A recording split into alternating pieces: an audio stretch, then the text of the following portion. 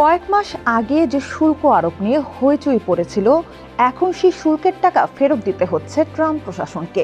British সংবাদ মাধ্যম BBC জানিয়েছে, ইতোমধ্যে $100 বিলিয়ন ফেরত দেওয়া হয়েছে, যা সরকারের আদায় করা মোট শুল্কের 60%।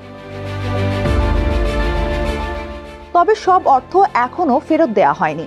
প্রায় $29 বিলিয়ন ফেরত দেওয়ার বিষয়টি এখনও যাচাই করা হচ্ছে। এছাড়া $1.6 বিলিয়ন আটকে আছে, কারণ এখনও ব্যাংকের তথ্য জমা দেয়নি কয়েকজন আমদানিকারক। গত ফেব্রুয়ারিতে মার্কিন সুপ্রিম কোর্টের এক রায়ে বলা হয়, জরুরি অর্থনৈতিক ক্ষমতা ব্যবহার করে ট্রাম্প প্রশাসনের আরোপ করা ব্যাপক আমদানি শুল্ক আইনসম্মত নয়, তাই সরকারকে সেই শুল্কের অর্থ ফেরত দিতে হচ্ছে। 1977 সালের আন্তর্জাতিক জরুরি অর্থনৈতিক ক্ষমতা আইন দেখিয়ে এই শুল্ক আরোপ করেছিল হোয়াইট হাউস, কিন্তু আদালত সেই যুক্তি গ্রহণ করেনি। এই শুল্ক আরোপের পর দেশে বিদেশে ব্যাপক সমালোচনা শুরু হয়, কারণ আমদানির খরচ হঠাৎ বেড়ে যাওয়ায় ব্যবসা প্রতিষ্ঠানগুলো চাপের মুখে পড়ে। শুল্ক আসলে বিদেশি সরকার নয়, আমদানিকারক ও দেশীয় ব্যবসা প্রতিষ্ঠানকে পরিশোধ করতে হয়। ফলে তাদের খরচ বেড়ে যায় এবং সেই অতিরিক্ত খরচ পণ্যের দাম বাড়িয়ে শেষ পর্যন্ত সাধারণ ক্রেতার কাছ থেকেই আদায় করা হয়। সুপ্রিম কোর্টের রায়ের পর শুল্ক ফেরতের আবেদন করে বড় বড় কোম্পানি।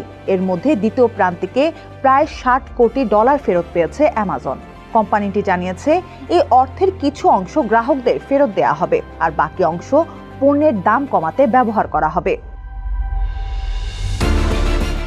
তবে এই সুবিধা সবাই পাবেন না। মার্কিন আইনে শুধু যেসব আমদানিকারক সরাসরি শুল্ক পরিশোধ করেছেন তারাই অর্থ ফেরতের দাবি করতে পারেন। তাই সাধারণ ক্রেতারা কোনো সুবিধা পাবেন কিনা তা নির্ভর করবে সংশ্লিষ্ট কোম্পানির সিদ্ধান্তের উপর। এদিকে শুল্ক বিভাগ এখনও অনেক ফেরতে আবেদন যাচাই করছে। পাশাপাশি কিছু আমদানিকারক তাদের ব্যাংকিং তথ্য হালনাগাদ করেছেন, ফলে ভবিষ্যতে ফেরত দেয়া মোট অর্থের পরিমাণ আরও বাড়তে পারে। আদালতের রায়ে আগে শুল্ক বেআইনি ঘোষণার পরও ট্রাম্প নতুন পদক্ষেপ নেন।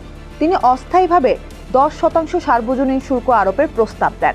পরে সেই শুল্কের মেয়াদ শেষ হলে জোরপূর্বক শ্রম মোকাবিলায় ব্যর্থ হওয়ার অভিযোগ তুলে 60টি বাণিজ্য অংশীদারের উপর নতুন শুল্ক আরোপ করা হয়। এর কয়েকদিন আগে কানাডার উপর 50% শুল্ক আরোপ করেছিলেন তিনি।